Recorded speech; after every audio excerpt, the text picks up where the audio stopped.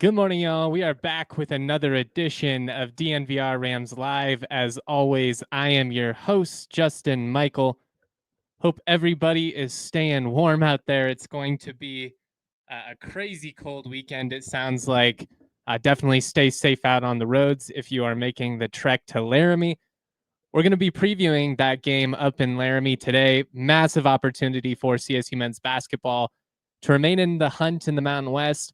4-2 start. They put themselves in a nice position. This is an opportunity, though, to capitalize on a key stretch. You got Wyoming on the road, then Boise State at home. If you can win these two, you're very much in the thick of things. You have an opportunity to remain relevant in that title race. It would be cool to see CSU win the regular season title, something they haven't done. I don't believe in the Mountain West. They have won the title in the tournament, obviously out in Vegas in 2003. I've said that's probably their only path to the NCAA tournament, but if you got hot enough here in the league slate, I guess you never know. We're going to talk about all of that at the end as well. Going to give my first Mountain West Hoops power ranking. Admittedly, not as strong of a year for the conference as we would have hoped for. After back-to-back really nice seasons for the conference, we're getting dangerously close to being a one-bid league this year. I still think they'll get at least 2. And potentially even 3 if a couple of teams can round into form here down the stretch. But there is certainly a possibility of being a 1-bid league this year, which 1 year removed from being a 6-bid league would certainly be a letdown. Before we preview CSU-Wyoming, talk about all of that, good morning to everybody listening with us on YouTube. Shout out to everybody listening down the line as well on the audio-only side, Spotify, Apple, Google, wherever you listen to your podcasts. If you wouldn't mind giving us a 5-star review, thumbs up, however you say good things about the pod on your various platforms, certainly would appreciate it. I definitely appreciate all of you for continuing to rock with me. I want to talk a little bit about the future of the Pac-12, especially because we're focusing a lot on college basketball today. I've talked at length about how excited I am for the future of the Pac-12, particularly on the basketball side. And one of the best sources for information in all of this is John Canzano and John Wilner, very locked into the Pac-12. Admittedly, they did get fed some incorrect information throughout the process, which is just destined to happen. Like, it's impossible not to with as many moving parts as there are in this entire process. But they put out a lot of great updates. And one of the things that was interesting to me is on Canzano's radio show earlier this week, he had Oregon State coach Wayne Tinkle, and Oregon State beat Gonzaga last night. Again, really intriguing hoops league being built here on the Pac-12. But Wayne Tinkle made a comment which you might have to take a little bit with a grain of salt. You know, these decisions are being made by administrators, presidents, you know, and chancellors and stuff like that, the regents at the school, not the head coaches. But he on Canzano's radio show recently said that the Pac-12 was 24 hours away from adding a school that would have created shockwaves. Now, that didn't ultimately happen, but basically he was saying that a school that would have created shockwaves was really close to joining the Pac-12. There's been a lot of speculation of who that might be. Based on his comments and kind of based on some of the things I've read since then, I do wonder if it was maybe UConn. The Pac-12 does have a big emphasis on being a Western-based conference, and the base of the league will certainly be, you know, right here in the western half of the country. But I do wonder if UConn could be in play, just given that they've been looking for a home for their football program. They're obviously in the Big East on the hoop side.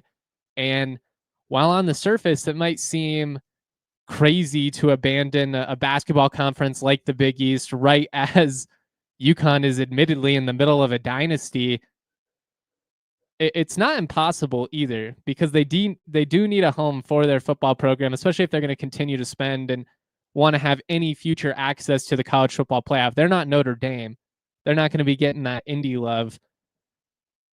I think with Gonzaga, San Diego State, those types of teams in the league, it would be appealing to a program like UConn. Now, there's a lot of potential hurdles that come with that logistically, just the travel expenses alone, particularly for, your non-revenue generating sports. That's going to put a stress on you, and that is one of the factors you most certainly need to consider. I think a lot of these schools that have moved in the last couple of years, particularly from like the Pac-12 to the Big Ten or the ACC, they're finding out the hard way right now, what it's like logistically to have all this cross-country travel. It's not like they're flying private. There's just a lot of hurdles to deal with there.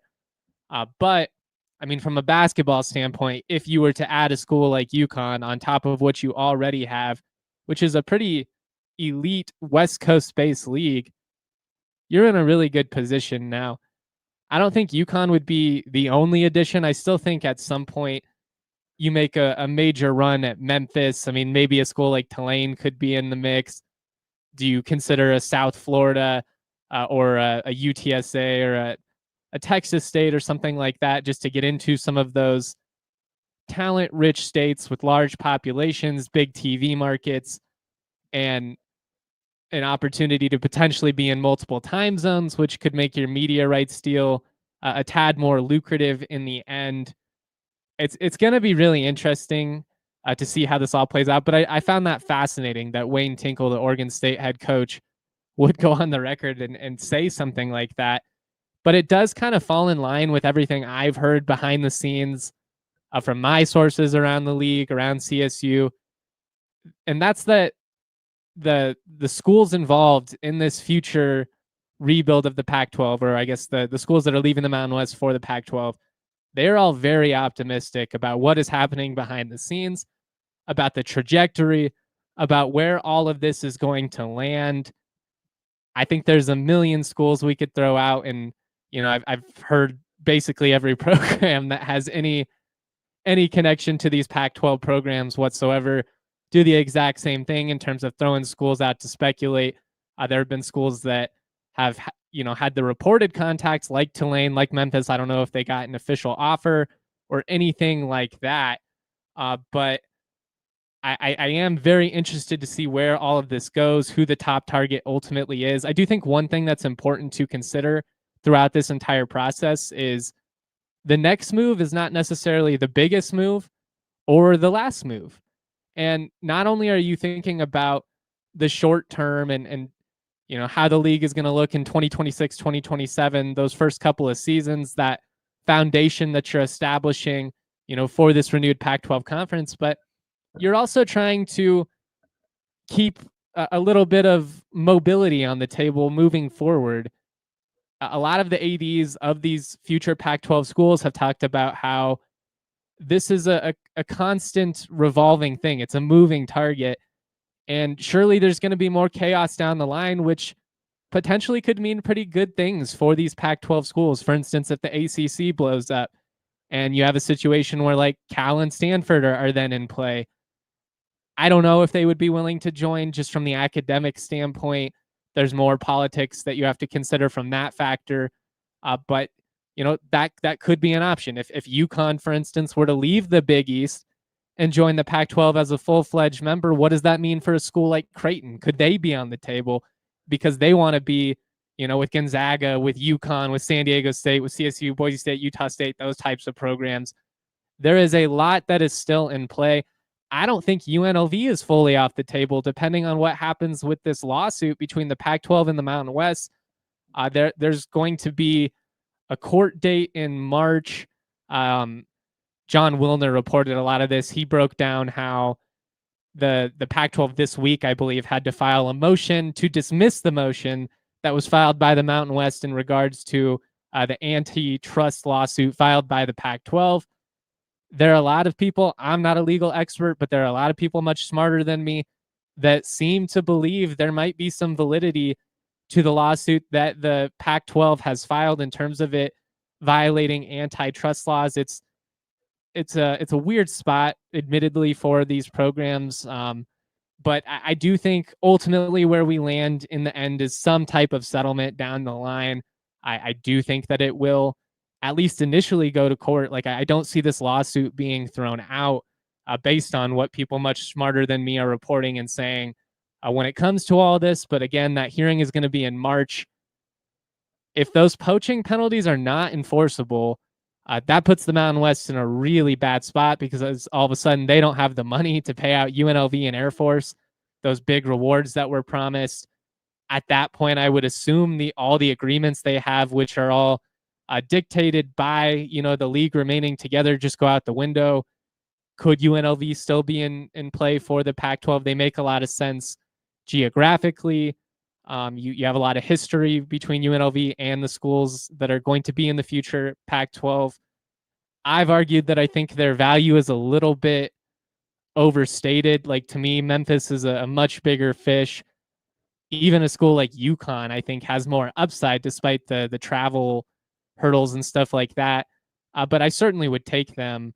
One, because it gives you another full member, which you obviously certainly need at least one more. But also, and while I'm not rooting for the Mountain West to fail, I want what's best for the future of the Pac-12. And if that happens and it kind of cripples the Mountain West, that just fully affirms what we already know, which is that the Pac-12 will be the superior West Coast-based conference. There's a lot of moving parts here. There's a lot that's going to happen. Again, I think you need to remember that the next move may be not necessarily the biggest or the last, that there's always future moves. It's more like chess than checkers. I know there is a lot of smoke with the Pac-12 and Texas State. I think there are some logical reasons to why that is. I mean, Texas State reportedly did turn down the Mountain West. I don't know if they would do that if they didn't believe they had another future move, or maybe they're just looking at the writing on the walls here with the Mountain West as well, and they just feel like it's kind of a shaky foundation to bet on, which I think is a fair argument if you are them. I do wonder, though, just based on operating expenses, you look on Sportico, the 2022-2023 figures are the most recently available stats. I believe their operating budget was around $43 million, which would be the lowest in the Mountain West right now by a fairly significant margin. It would be lower than any of the schools that are going to be in the future Pac-12 by close to $10 million. I mean, if you're looking at a school like Oregon State, San Diego State, they're spending 100, if not more, $100+ million on athletics. I don't know, man. Like, at that point, if you end up with a program like that, while they are a rising program and having success on the football side, a decent hoops program too, not great, but decent. Like, at that point, I would have just rather taken a school like New Mexico. I know you're not getting the access to Texas, but you get New Mexico hoops, and admittedly, I'm a bigger college basketball guy than I think a lot of people are.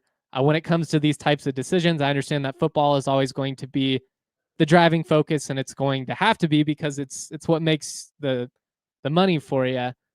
But I do think it's advantageous for the Pac-12 to embrace the uniqueness and essentially try and establish the West Coast version of the old Big East, which had football as well. And I think there's value in that, especially with programs like Gonzaga and San Diego State. And if you then add on that with, teams like Memphis, very clearly it's going to be a top 5 hoops league in the country. And, there is value in that. I think the college basketball TV market is maybe something that has been, I don't know if overlooked is the right word, or maybe just not maximized, but I do think there's a desire there for that content, especially in some of those late night windows. It might not be the best thing for attending home games. And I will say that I think Pac-12 games, we're going to be in a lot of 8 p.m. kickoffs on football, 8:30, 9 p.m. tips in basketball, even. Like, brace yourself for that because it is coming.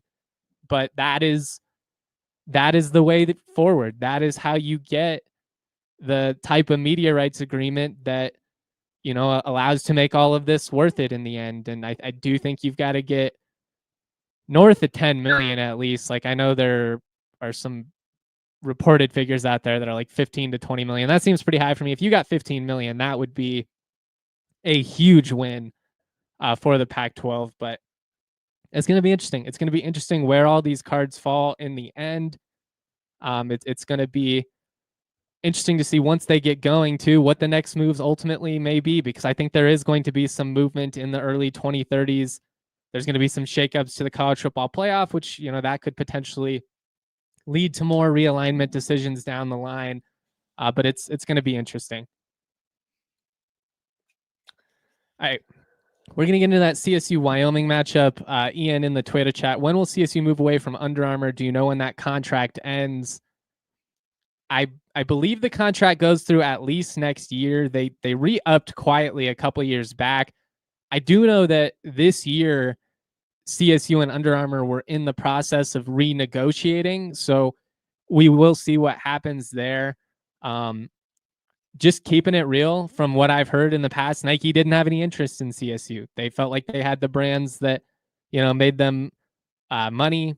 Maybe you could go to something like Adidas.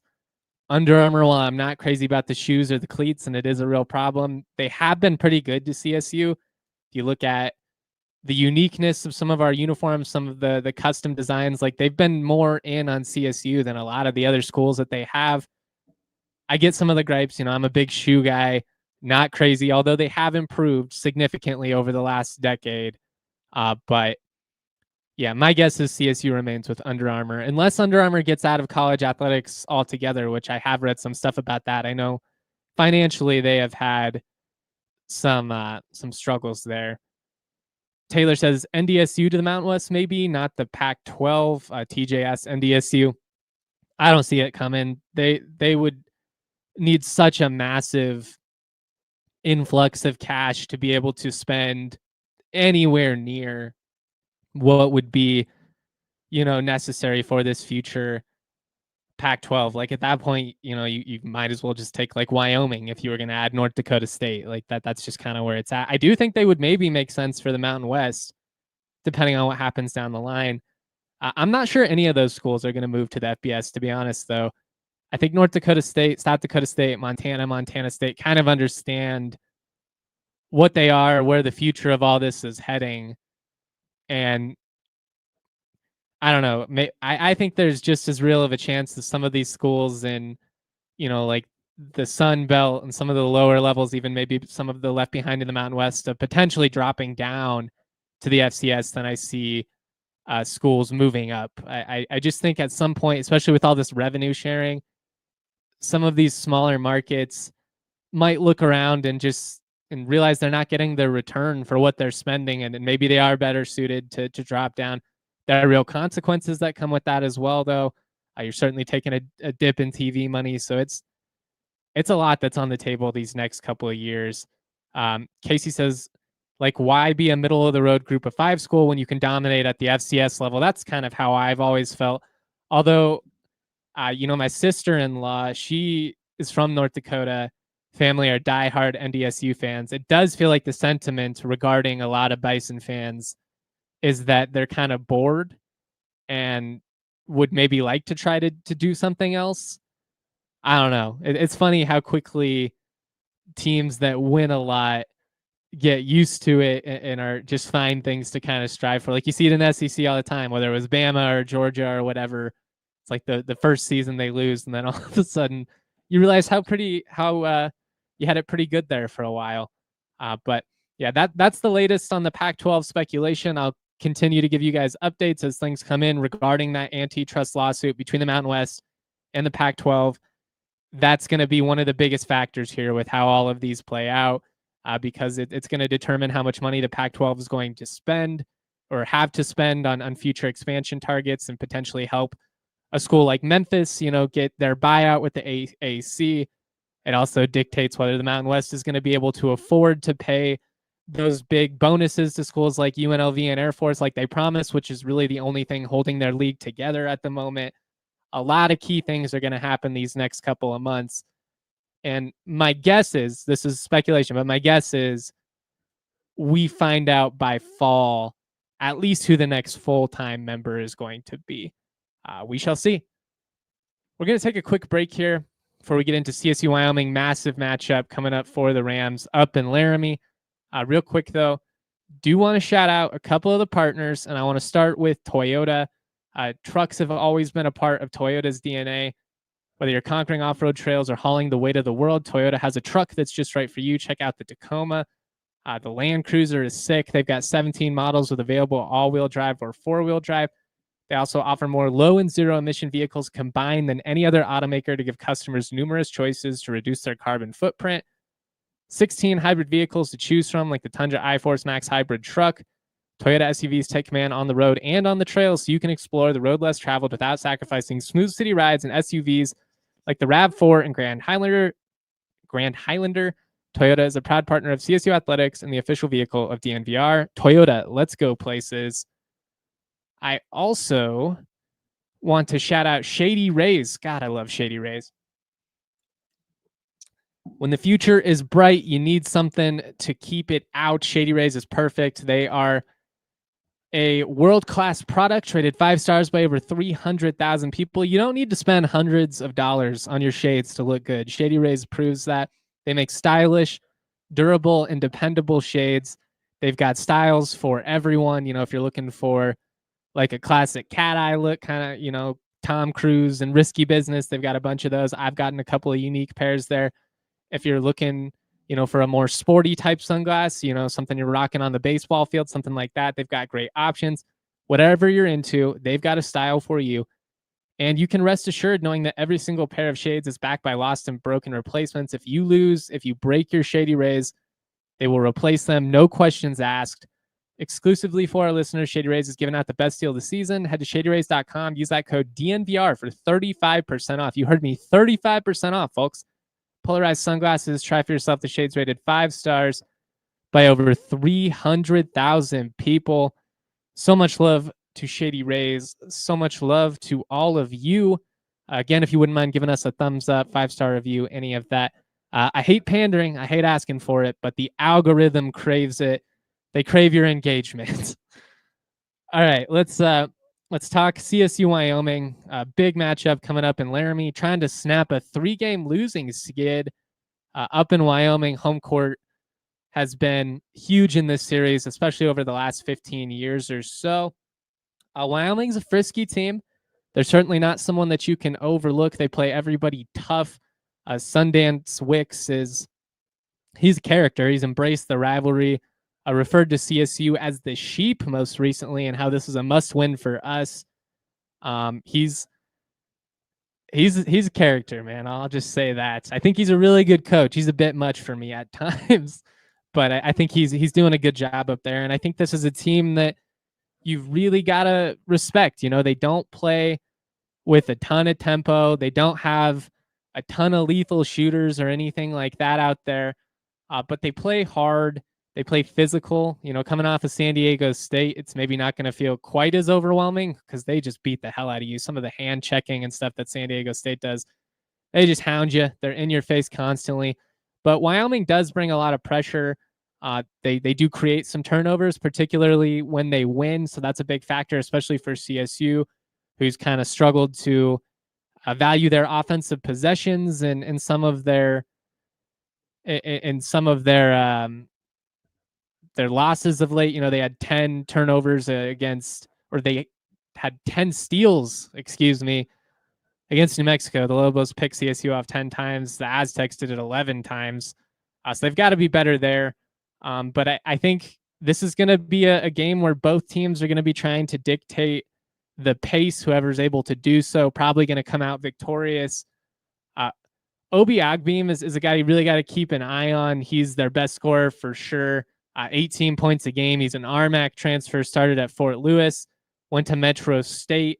Was big time for them last year. He had 33 in the RMAC title game. So he's a guy that when he gets hot, you know, he can really put you in a peculiar position. He had 20 plus 7 different times last year. Has been injured at times this year, came back against that Boise State most recently. But he had a pretty nice game shooting the ball. He's a guy that you've got to contain. And admittedly, there's just something about a Colorado kid playing for Wyoming that makes me nervous. Maybe it's because when I was a student, I had to experience Josh Adams. Some of you are too young for that name. He was a star at Chaparral High School in Parker. They won a state title, didn't get offered by CSU or CU, and went up to Wyoming, and he made it his life's mission to beat CSU's as badly as possible every time. That Wyoming team, people forget, they're largely responsible for keeping that 27-win team out of the NCAA tournament. I believe CSU got swept by that Wyoming team, and then Wyoming went on to win the Mountain West tournament, which basically took CSU's bid. So he was a thorn in the Rams' side, man. I just remember 2 or 3 different times being in Moby, him and Nance just going off on CSU, and it felt brutal, and you could just tell they took so much joy in it. We've obviously had that happen on the football side too. Maybe a little bit different in this situation, considering Obi didn't play his entire career at Wyoming, but he is a Colorado kid, went to Rangeview High School, won a state title there, overlooked, goes to Fort Lewis for a year. Then he ends up, I believe, at Northeastern Junior College, goes to Metro for a couple years. Now he plays his 5th season at Wyoming. Nice little addition for Sundance Wicks, a guy who's actually scoring more at the D1 level than he did at the D2 level. Again, he's the guy you really got to keep contained. And if he goes, for 20 plus, that could put you in a pretty bad spot, depending on what happens with the rest of his running mates. Obviously, Wyoming has tended to have some turnover issues and losses. They've been double digits. And a lot, if you look at the last couple of games, I believe 16 turnovers they've averaged compared to like 12 before that. They put their opponents at the free throw line quite a bit too. Boise seemingly was there all night. They hit a bunch of threes early. Wyoming got frustrated. They kind of started hacking them a little bit. But they are a team that, because of their aggressive nature, they can put you at the free throw line. And I think that's a big factor for CSU out on the road. If you look back at some of these tight losses the last couple of years, free throw shooting has been a struggle. I'm trying to find the stats here. Like you look at the last couple of years, CSU 8-5 versus Wyoming under Nico Medved, but they're 3-4 in Laramie after he initially started 3-1. So like I said, they've lost 3 straight. They've all been tight games. There's the controversial 3-point loss last year with some weird calls. We'll just say it that way. Weird. You had the 1-point loss the year before that. The year before that, you lose by 6 in overtime. That's the game where Roddy had an opportunity to hit the free throws late. They end up losing in OT before winning a thriller at Moby. It's a tough place to play. It's the highest elevation in college basketball. It's not like going to the Pit where it feels like you're in this NBA arena because it's so lively. Laramie is a tough place to get to. Even for CSU Wyoming games, the crowds don't tend to be tremendous. And given what's going to happen this weekend with the weather, I assume that's going to be a big factor. Again, if you are going up there, please be safe. Calling for like -30 wind chill, potentially half a foot of snow. I've been on 287 when it's snowing sideways and you're being blown all over the road by the wind. It is terrifying. Please be safe. You can go to the women's game instead, as Taylor says in the Toyota chat. They've got a big one as well. They're trying to keep pace in the Mountain West race here. But Laramie just historically has not been a place where CSU has had success. The Rams are they're 101 and 138 all time in the series. They're down 37 games largely because they're 43 and 80 on the road and they're only 500 at home against Wyoming. Wyoming historically has been a better basketball program than CSU. They've basically been on par, although CSU has certainly past them in terms of national success the last decade or so, but they've largely been on par in the 21st century.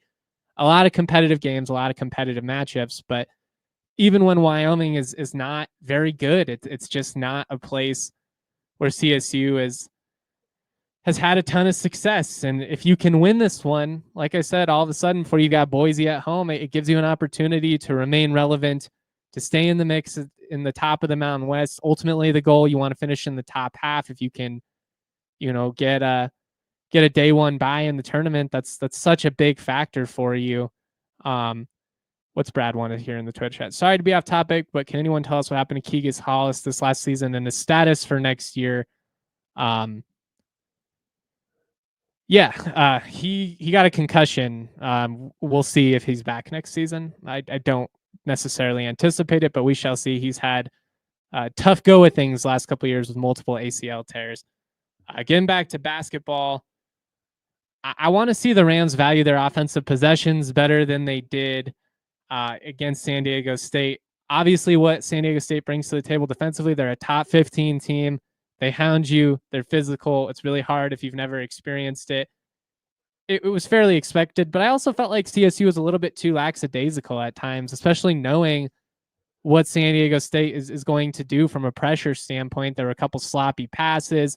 I mean, if you do that to a team like Wyoming, who's going to be hungry at home, they're 1-3 over their last 4, but they've played a good stretch of teams here. This is one they're going to want before they have to go out on the road. Like, if you make sloppy passes like that, that's the great equalizer. Turnovers are the great equalizer, and dumb fouls.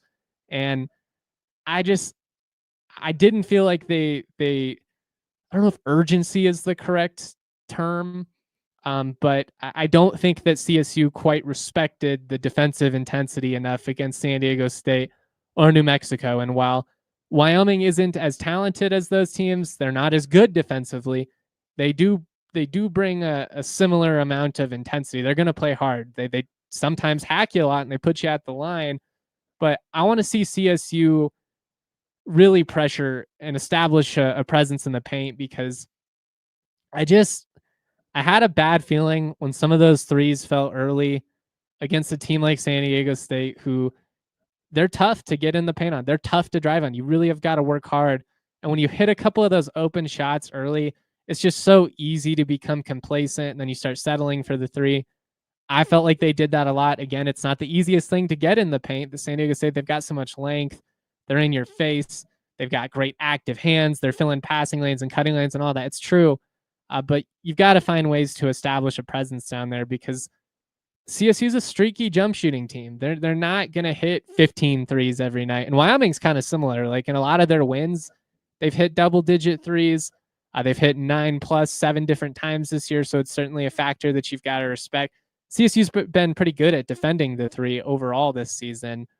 But I feel like sometimes that's the kiss of death when you go like 3 of 4 over the first 3 minutes from deep, and it makes you settle in. Like, I feel like when CSU is at its peak, it's because they're able to get Bemba in the mix down low, which opens up honestly, I mean, it's going to make the 3-point shooting easier, but it opens the driving lanes. It gets to the free throw line more consistently. It puts less pressure on Neek and Lake to make all these shots. I want to see CSU establish that presence in the paint. And if they can get Wyoming in foul trouble, which has been an issue for them at times throughout this season, I think that gives you an opportunity to steal one out on the road. And if you do win this one, whether you're favored or not, I haven't seen a line as of yet, I would view that as stealing it, because that's how I view playing in Wyoming. There's a reason that in the preseason, despite Wyoming honestly being better than I thought they would be, I had CSU losing to Wyoming up in Laramie,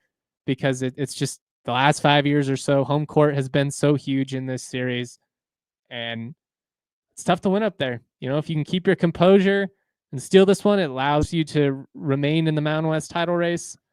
But one of the things that I'm really looking for in this one, can you establish a presence in the paint? Can you limit some of the turnovers that have plagued you of late? And when you get to the line, can you capitalize and make free throws? Because that has been a factor for CSU in some of their losses up in Laramie. Missed free throws have really come back to haunt the Rams, and you hate to see it. You don't want that to be a factor. If you've got any questions, comments, etc. on CSU hoops, CSU football, anything, put it in the Toyota chat. We'll get to it after this next segment. If you just want to ask about life, you know, we can reminisce a little bit. We are going to take one more break. We are going to shout out a couple of awesome partners that have been with us for a really long time now. Partners that have hooked me up in a major way. And we're going to start with people on the hat, Breckenridge Brewery. I've got so much love for Breck Brew, and I want to talk to you guys about the Breck Brew Ice Deck giveaway.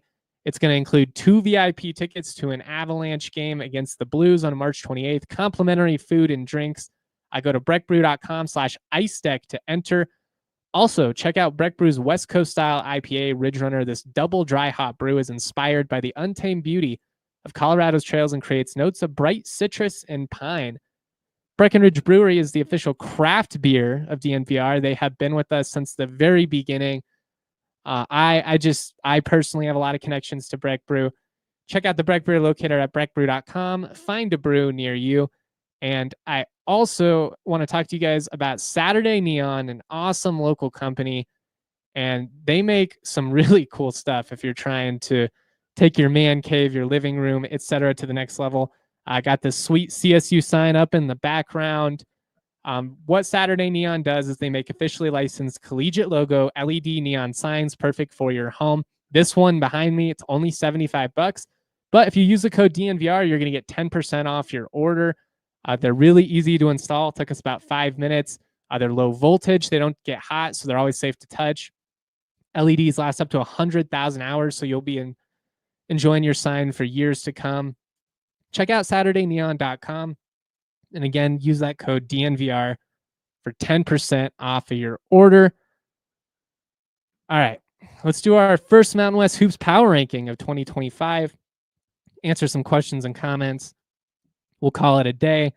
Voice is running on fumes here. Late night in Denver for the Avs game. Brutal, man. I feel like I've brought some CSU vibes to the Avs beat now. We're a couple of home games I've been there in a row. The Avs are leading the entire time. I can't step on the throat, let their opponent hang around, and they ultimately lose at home. Maybe it's been me, guys. Maybe it's been me that's been the problem all these years. I guess we shall see. But let's talk Mountain West Hoops. Like I said at the beginning of the show, hasn't been the strongest start for the conference. There have been some letdowns across the board. Some teams I thought would be better that were not great in the non-conference slate and somewhat have even carried over into the league slate. We'll start at the bottom. We'll move to the top. You guys know how this goes. I would love, if you disagree with me, if you agree with me, throw some comments here in the Toyota chat. But at 11, we've got Air Force, bottom of the league, 3-14 overall, 0-6 against conference competition. I have in my notes, when is football season? Just above them, Fresno State at 4-13, a little bit more athletic, a little bit more physical, but they are also 0-6 in the league. And in the notes I put, no, for real, when is football season? 9, we've got Nevada. I would argue Nevada is the biggest disappointment in the Mountain West this season. I think their top end talent is that of a top 5 team in the league, but they're 10-7 overall. They're 2-4 in the league. They've lost a ton of games at home, which is historically something they don't do. When the Rams went into Reno and won, I talked about how that wasn't something that had happened a whole lot over the last couple of years. And at the time, that was true. The problem is they have continued to lose at home and on the road. And they've got some bad vibes. When you watch them in some of these games, even like the win they had over Air Force, they look like a team that is mentally checked out, that understands that essentially their season is basically over. But big disappointment. Interested to see what happens there with Alfred moving forward. I don't think he's on the hot seat or anything like that. I'm just interested to see how he responds. What type of shakeup does he have with the roster moving forward? At 8, we've got San Jose State. They're 9-10 overall, 2-5, coming off of a huge win over New Mexico. That actually jumped Nevada in the power rankings for me. Nevada on paper, more talented. Tim Miles, though, in my opinion, a better coach. I know that's maybe a hot take given Alfred's success, but nobody does more with less than Tim Miles. And I think Alfred is more in the conversation of nobody does less with more. UNLV has certainly been that team throughout the majority of the 21st century as well. But I just think San Jose State's really frisky. On any given night, they're a team that can then hang with you, that can beat you. They've given a Boise a game. They've beaten New Mexico now. That's what made it so surprising when CSU thumped them the way that they did, is most nights they're a pretty formidable opponent. They've been pretty competitive. They hang around. And that's a huge win for them and Tim Miles. I think he said 8 league wins is their goal. I think they'll get it. They need 6 more. I'd be surprised if they don't get to it. Wyoming's 9-8. They're 2-4. They're number 7 in our power rankings. Very frisky team. clearly a talent gap, I think, between the top half and the bottom halves of the conference here. But San Jose State and Wyoming, those are those frisky teams that nobody really wants to face, especially in Laramie. And they've got a much better home court advantage than San Jose State, obviously. I've got UNLV at 6. If I did this a week ago, they probably would have been closer to 9. I do think they are rounding their form a little bit. Taylor says in the Toyota chat, hoping Tim Miles can jump into the pack somehow. Shocked he's still at San Jose State. Me too. I wonder if he's missed his window, unfortunately. But anybody that actually pays attention to college basketball can see what he's doing with no resources whatsoever. I mean, talk about turning chicken shit into chicken salad. Nobody does it more so than Tim Miles. At 6, we've got UNLV 10-7, 4-2. Unlike San Jose State, unlike Wyoming, they're closer to that doing less with more conversation. Although I do love Deaton Thomas Jr. And they recently got the big win over Utah State. So we'll see. They've gotten hot in the league a couple of times the last couple of years under Kruger after fairly unimpressive non-conference performances. Maybe they do that again here. We shall see. That home win over UNLV could be a big deal for CSU when it comes to conference standings and Mountain West tournament seeding. I've got CSU at 5. Right now, I do think they're a top half team of the league, but I do think that they are a smidge below that top 4. Just from talent, consistency, I think they're a team that's capable of punching up and hanging with anyone. But I think they're closer to that 5-6 range than they are the 2 or 1 range, just keeping it real. They're 10-7 right now, 4-2 in the league. Next couple of games are huge. If you beat Wyoming on the road and you beat Boise at home, now all of a sudden, you have an argument to be a top 3, top 4 type team. But we need to see them beat a good team, because as of now, feels very similar to the arguments that I heard in football season, which is that they're doing what they should against lower competition, but they haven't been able to get those signature wins. And I think they've got some decent wins, but going into Laramie and then beating Boise at home, that would be a really impressive 1-2 stretch there. I've got Boise at 4. They're 13-5, 5-2, trending in the right direction. They were my preseason pick. I love that they added Cardenas. I just feel like a true point guard is really what they had been missing the last couple of years. I'm a big Degenhart fan. They're tough, when they're hot offensively, like they were against Wyoming the other night. Pretty much impossible if they're hitting threes like that, because then, if you go out and try and stop that, then Degenhart is just going to kill you down low in the post. They're a tough defensive assignment, but much like CSU, they've beaten bad teams and they've lost to good ones. They've got New Mexico and CSU on the road here. If you go out and you win those 2, that puts you in that top 1 or 2 conversation where you anticipated them being at the beginning of the season. You drop both of them, and I think there's an argument they're in that 4, 5, 6 range, like a CSU or UNLV right now. I've got San Diego State at 3. In my heart, I still think they're a top 2 team, but the results have got to matter. They're a top 15 defense. I just wonder if offensively they have enough to sustain this year. Bird was great against CSU, but they don't have that killer point guard presence that they've had. They've had some really good 3-point shooters last couple of years. They did lose a couple of guys to the portal.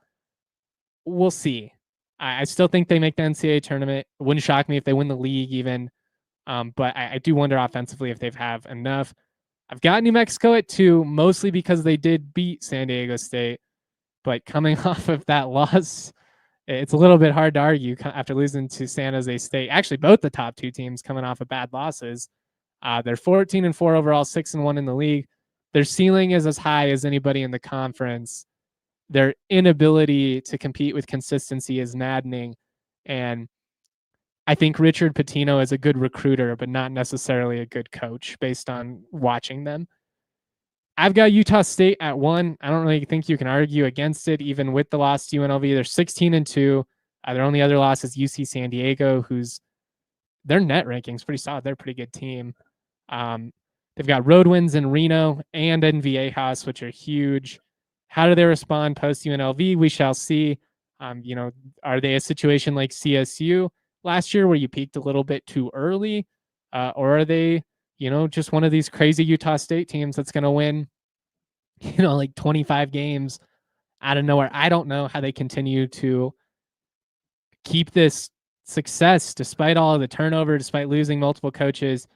It breaks my brain. It defies all logic. But here they are year after year. It's very impressive. And it's a large part of why I'm excited to have them in the future Pac-12. I just think they're a program that commits in athletics. They've got good fans. No, they're not Utah. No, they're not BYU. But Logan's it's a gorgeous college town. There's not a whole lot to do there, but man, is it pretty. And they compete, which I think is going to be the biggest thing for the Pac-12 over the next 10 years is, are you competitive? Like, we can talk about market share and market sizes and TVs and all this crap that the suits talk about, but ultimately how your league is viewed on a national level will basically come down to how consistently competitive these teams are in football and basketball. And Utah State is a program that does more with less. It's been very impressive. If they had CSU's athletic budgets, I'm not even sure where they would be. They might be one of those teams that got out, like, just with the success that they've had over the last decade or so. It's impressive. Casey in the Toyota chat says, why can't CSU do the same? I wish I had the answers for you, man. That's always been the argument, from CSU's standpoint. You're a sleeping giant because you do commit to athletics. You have the facilities. You have, the resources at your disposal to compete at a really high level. You spend more than Boise State does on athletics, and the results have just not come. Now, I applaud Weber and Parsons so much that they're hitting this so aggressively. We're going to spend even more than we have in the past, and you have to, because it's an arms race. But it is frustrating. It's frustrating, and it's why a lot of folks have been fed up, is they know that CSU should do more than they have over the last 20 years. And that's part of what has made the reactions when, there have been shortcomings so intense, is that there's just so much emotion tied up into it. It's years and years of frustration tied into, like post Arizona Bowl. It's not just that they lost that game. It's that we've seen them do it for 20 years now. You want to see them break through and get to that next level. And said it before, I'll say it again, especially talking about football and basketball too, really. Like, you've established your foundation these last couple years. Now that needs to be the floor. That needs to be the baseline. And the hope is that the trajectory takes you to, if on the basketball side, you're hoping to be like a San Diego State. On the football side, you're hoping to be like a Boise State. It does take time, does take continuity. That's hard to do in this modern era. But it also takes a little bit of patience. It's a tough spot because you've got to be aggressive. You've got to be willing to take some risks and make some bold moves, and frankly, like, cut some loose ends if there's somebody that's holding you back in this equation. But also you can make some rush decisions that can really hurt you in these really timely stretches. But the one thing that I do know is, with the direction that college football is heading, these next 10 years are absolutely pivotal for CSU. It is now or never. You take advantage on the resources that you have, on the facilities that you've built, and you go to the next level now, or I don't think it's ever going to happen, because the gap between the haves and the have-nots is only widening. And I think remaining in the Mountain West essentially would have been accepting mediocrity. I think that moving forward, I'm excited to see what can come of this. I applaud these schools for taking a risk and betting on themselves and looking at the situation and saying, we're a group of schools that spend in a legitimate way. No, we're not going to spend on the level of Alabama or Texas or something like that. But you're not UAB either. You're not in that conversation. And just establishing yourself as that fourth or fifth best league, depending on how many leagues there are at the time, it's going to be really key. So a lot to happen, a lot to keep our eyes on moving forward. Before we get out of here, Taylor in the Toyota chat said, I don't think CSU finishes in the top 3. Just need to not drop below the top 5 for the tournament. I'm with you. That's the goal. I mean, certainly it would be cool to see them win the league. I don't anticipate it. You shouldn't go in with that expectation, or you're very much or you're very likely going to be disappointed in the end. But getting that day one bye in the Mountain West tournament is just so massive. Like, I don't have the stats or anything like that, but I would assume that it increases your chances of winning the whole thing by like 50% or something absurd. I know New Mexico did pull it off this past year. First team ever to win 4 games in 4 days. But then they ran out of juice. You could see it in the NCAA tournament. Like, it's just so hard to do. But really big stretch here coming up for CSU men's basketball. I'll have some podcasts this weekend, more written content coming your guys' way as well. So much love to everybody in Ram Nation. Again, please stay safe out there this winter. Make smart decisions. Much love, y'all. Always proud to be. Go Rams. Peace. We all silly like the mayor.